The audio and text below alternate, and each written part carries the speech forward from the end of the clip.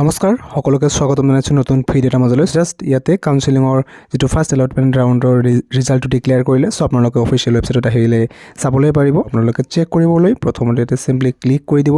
click কৰোঁতে check কৰাৰ প্ৰচেছটো আপোনালোকৰ আগৰ দৰে সেম হয় আপোনালোকক মই আগতো জনাইছোঁ বহুবাৰ যে আপোনালোকে নিজৰ আইডিটো লগ ইন কৰিব ইয়াতে ৱেবছাইটটো আকৌ মাজতে আণ্ডাৰ মেইনটেনেন্স আহি গৈছিলে চ' আপোনালোকে যেতিয়া লগ ইন কৰিব লগ ইন কৰাৰ পিছত যদি আপুনি এলটেড হৈ যায় এই ৰাউণ্ডত তেনেহ'লে আপোনালোক আহি যাব যে you are allotted to the respective institute বা ইনষ্টিটিউটৰ নামটো আপোনালোকৰ আহি যাব আপুনি য'ত এলটমেণ্ট লাভ কৰিছে আৰু যিসকল এলটেড নহ'ব ৰাউণ্ড 1ত ইয়াতে আহি যাব not allotted you have not been allotted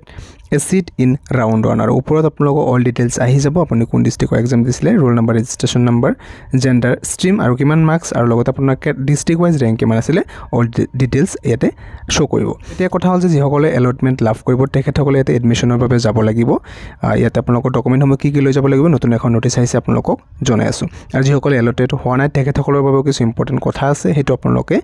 ভিডিঅ'টো শেষলৈকে চাই থাকিব তেতিয়াহে ভালদৰে জানিব পাৰিব যিসকলে ছিলেক্টেড হৈছে প্ৰথম ৰাউণ্ডত এলটেড হৈ গ'ল চ' তেখেতসকলে ইয়াতে আপোনালোকৰ এলটমেণ্ট লেটাৰখন নিশ্চয়কৈ ডাউনলোড কৰি ল'ব আৰু কৰি লোৱাৰ পিছত আপোনালোকৰ এডমিশ্যন ডেটটো চাই ল'ব মন কৰিব admission with document verification in allotted institute with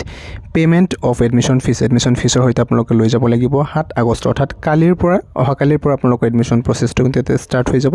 7 তাৰিখ 10 তাৰিখ আৰু 11 তাৰিখ এই 3 দিনৰ ভিতৰত আপোনালোকে কিন্তু যাবই লাগিব মানে গৈ এডমিশ্যনটো আপোনালোকে কনফাৰ্ম কৰিব লাগিব আৰু যদি বাই চান্স নাযায় কোনোবাই তেনেহ'লে চিটটো কিন্তু গ'ল আপোনালোক কেঞ্চেল কৰি দিয়া হ'ব ফাৰ্ষ্ট ৰাউণ্ডতে চ' সেইটো নিশ্চয়কৈ মন কৰিব ৰিজাল্টটো কেনেকৈ চাব লাগে সেইটোৱে কৈ দিয়া হৈছে আপোনালোকে এলটমেণ্ট লেটাৰখন নিশ্চয়কৈ ডাউনলোড কৰি ল'ব কৈ দিয়া হ'ল আৰু ইনষ্টিটিউশ্যনত ৰিপৰ্ট কৰিব লাগিব মানে যাব লাগিব ডেটটো কৈ দিয়া হ'ল 7 তাৰিখ 10 তাৰিখ আৰু 11 তাৰিখৰ ভিতৰত চ' আপোনালোকৰ যদি কিবা বেলেগ একো কাম নাথাকে তেনেহ'লে আপোনালোক নিশ্চয়কৈ অহাকালিয়ে গুচি যাব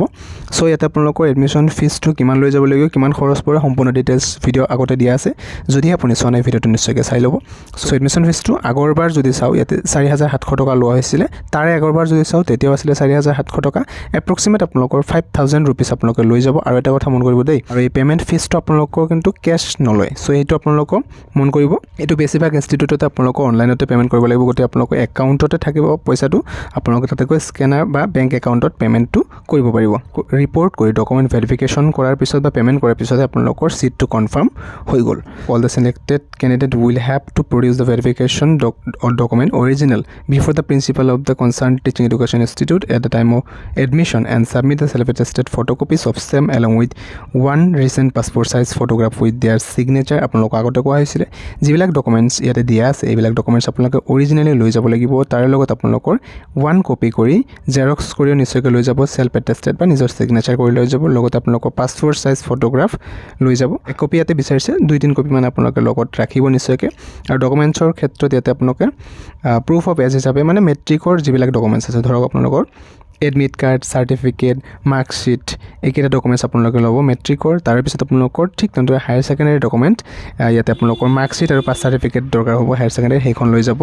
যদি কোনো কাষ্টৰ পৰা বিলং কৰে SC ST OBC যিয়ে নহওক আপোনালোকৰ নিজৰ কেটেগৰী চাৰ্টিফিকেটখন লৈ যাব লাগিব আৰু আপোনালোকৰ যে পাৰ্মানেণ্ট ৰেচিডেণ্ট হয় আপুনি যে অসমৰ স্থায়ী বাসিন্দা হয় তাৰে প্ৰুফ হিচাপে আপোনালোকৰ PRCখন ল'ব আৰু যিসকলৰ PRC নাই তেখেতসকলে চিম্পলি নিজৰ ভোটাৰ ID লৈ যাব আৰু আধাৰ কাৰ্ড লৈ যাব যিকোনো এখন দেখুৱালে আপোনালোকৰ হৈ যাব আৰু যদি কোনোবা কেণ্ডিডেটে ইয়াতে PWD কোটাত এপ্লাই কৰিছিলে নাইবা EWSত এপ্লাই কৰিছিলে আপোনালোকৰ কিন্তু অৰিজিনেল ডকুমেণ্টছ তাতে শ্ব' কৰিব লাগিব যদিহে কোনোবাই ৰিচিপ্ট শ্ব' কৰি আছে সেই ক্ষেত্ৰত ইয়াতে একচেপ্ট কৰা নহ'ব ইয়াতে বাকী থাকিলে ডকুমেণ্টছ আপোনালোকৰ যিখন আণ্ডাৰটেকিঙক কেনেকৈ বনাব লাগে সেই সম্পৰ্কে অল ডিটেইলছ ভিডিঅ' আপোনালোকৰ দিয়া আছে যদি চোৱা নাই আপোনালোকে চাই ল'ব তথাপি আৰু এবাৰ কৈ দি আছোঁ ইয়াতে দিয়াই আছে আপোনালোকৰ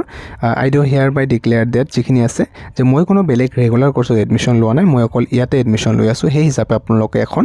দলিলত লিখি দিব এখন দলিল ল'ব দলিলত জাষ্ট লিখাখিনি লিখি দিব আৰু আপোনালোকৰ ইয়াতে ছিগনেচাৰটো আৰু ফুল নেম আৰু ডেট আৰু গোটেইখিনি এড্ৰেছ ইয়াতে নিশ্চয়কৈ লিখি দিব আৰু দলিলখন আপোনালোকে কোৰ্টত গ'লে পাই যাব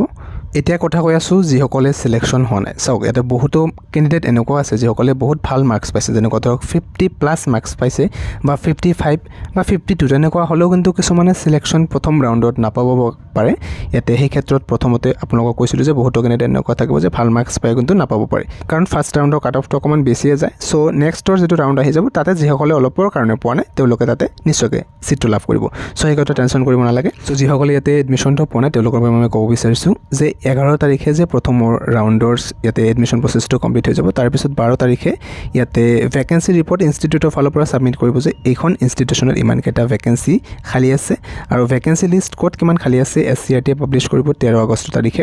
তাৰপিছত আপোনালোকৰ ৰাউণ্ড 2 আৰু কাট অফ মাৰ্ক ডিক্লেয়াৰ কৰিব 14 আগষ্ট তাৰিখে অৰ্থাৎ ৰাউণ্ড 2ৰ বাবে আপোনালোকে একো কৰিব নালাগে জাষ্ট আপোনালোকৰ যিটো ফাৰ্ষ্ট ফেজতে প্ৰথম ৰাউণ্ড আৰু ছেকেণ্ড ৰাউণ্ড দুটা ইনক্লুডেড থাকিব সো যিসকলৰ এতিয়া এলটেড হোৱা নাই সো নেক্সট ৰাউণ্ডত যিসকলৰ ভাল মাৰ্কছ আছে নিশ্চয়কৈ এলটমেণ্টটো আপোনালোকে লাভ কৰিব সো আপোনালোকে ৱেইট কৰিব বাকী একো কৰিব নালাগে যিসকলে এতিয়া সিলেকশ্যন লাভ কৰিছে তেওঁলোকে নিজৰ এলটমেণ্ট লেটাৰটো নিশ্চয়কৈ ডাউনলোড কৰি লওক আৰু যিসমূহ ডকুমেণ্টছৰ কথা কোৱা হ'লে সেই সকলো ডকুমেণ্টছৰ সৈতে আপোনালোকে ৰেছপেক্টিভ ইনষ্টিটিউশ্যনত এডমিশ্যনৰ বাবে যাব লাগিব ভিডিঅ'টো ইমানে আছিলে যদি কিবা আপোনালোকৰ বুজি পোৱাত অসুবিধা হৈছে তেন্তে আপোনালোকে কমেণ্টত জনাব পাৰে ভিডিঅ'টো লাইক এটা কৰি ৰাখিব আৰু প্ৰথমবাৰ যদি আহিছে আপডেটসমূহ পাই থাকিবলৈ চেনেলটো ছাবস্ক্ৰাইব কৰি ৰাখিব পাৰে এতিয়ালৈ সামৰিছোঁ ধন্যবাদ